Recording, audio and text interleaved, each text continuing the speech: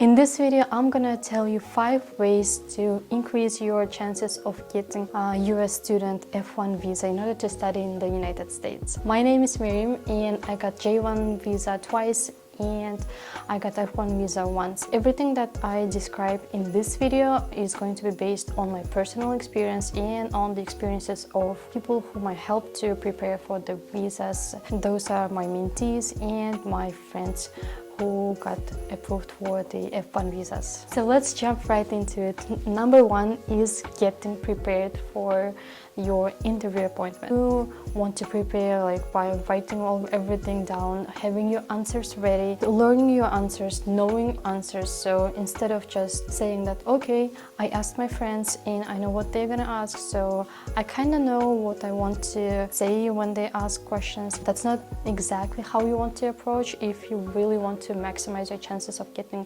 approved for F1 visa. Take a piece of paper or just open your notes application on your phone and write down the questions. You can Google it, you can ask your friends, just write down those questions, all the possible questions that you can be asked during the interview, and write down your answers. This way you are going to ensure that you are more prepared and you exactly know what you are going to tell to the consul. This helps you to avoid being extremely panicked or shivering, shaking when you will be at the actual interview. During the interview, you will be feeling more confident and you will be calm, having plenty of time just to make sure that you learn your answers, you know what you're talking about, you know where you're going, you know everything about your university, school, the city, the state that you are going to. So knowing your answers, writing down everything, practicing it with somebody, really going to help you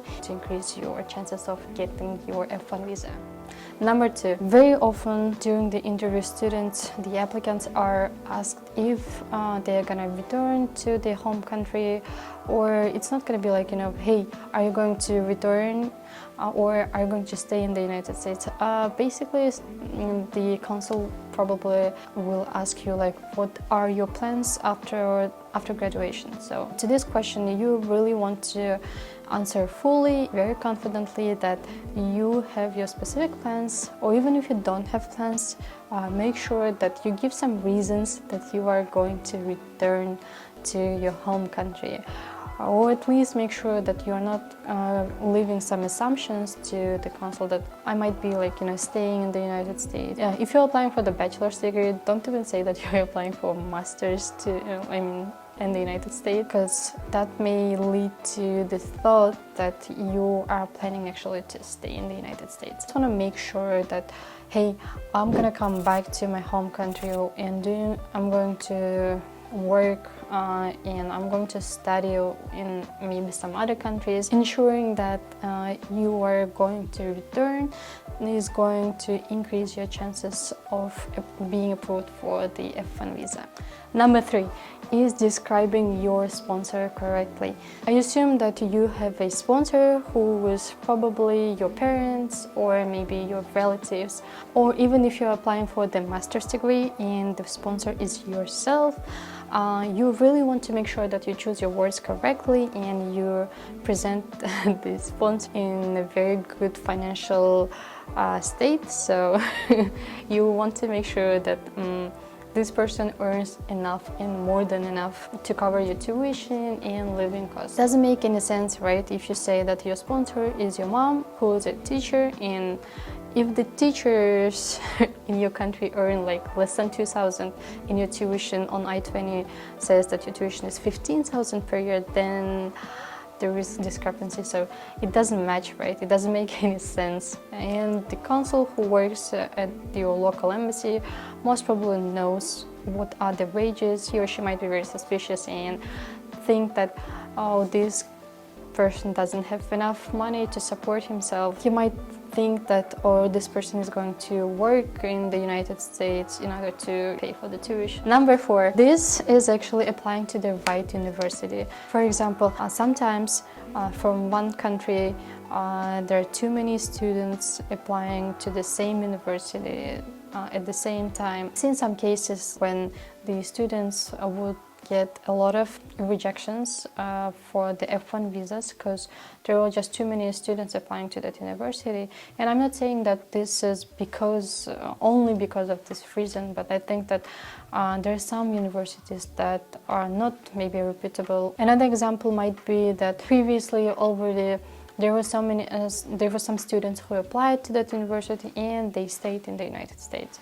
So if they never returned, then that school might have a bad reputation. Even, I'm not saying academically, but bad reputation for the local embassy. I would highly recommend you to research, choose the university which is reputable. And finally, number 5, traveling abroad. If you have any chance to visit other countries, to get some other visas, this is going to be really helpful. I believe that when you have a lot of visas on your passport, it shows your credibility.